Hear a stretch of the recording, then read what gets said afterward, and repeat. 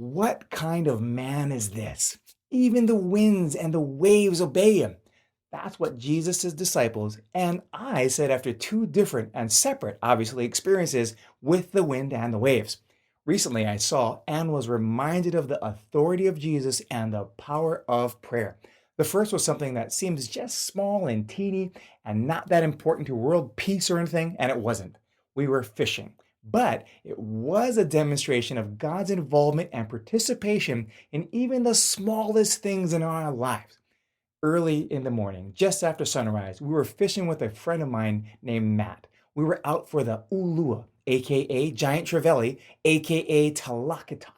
Matt told us that with our limited time and the increasing wind, we'd have to be pretty lucky to get any kind of action. I prayed, not for luck, but just for a small intervention from God on behalf of my two sons.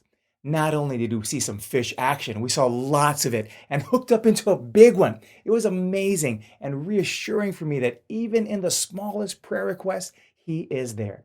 That same afternoon, we were scheduled to fly home in a small propeller plane. As we were heading back, Matt asked what time we were flying out. I told him 4:15. Oh, hope you guys can handle bumpy flights. The storm is supposed to hit right around that time.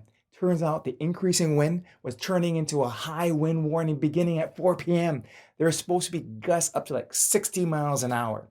Even on the best of days, that plane ride is bumpy. On this day, with this storm, well, let's just say we were concerned and anxious. One of the things I'm working on personally is praying first when I'm feeling anxious. And so I prayed and then called to see if we could reschedule for an earlier flight.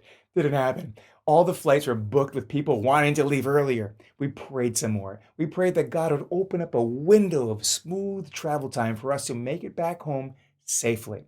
As we strapped in and after actually reading the safety information on the plane, we took off. I was squeezing my wife's hand and it wasn't bad. In fact, about 5 minutes in, we broke through the lower section of clouds into this beautiful slice of heaven. It was the best flight ever. After we landed and were walking to get our luggage, I turned back and asked the pilot what had happened to the windstorm. Where did it go?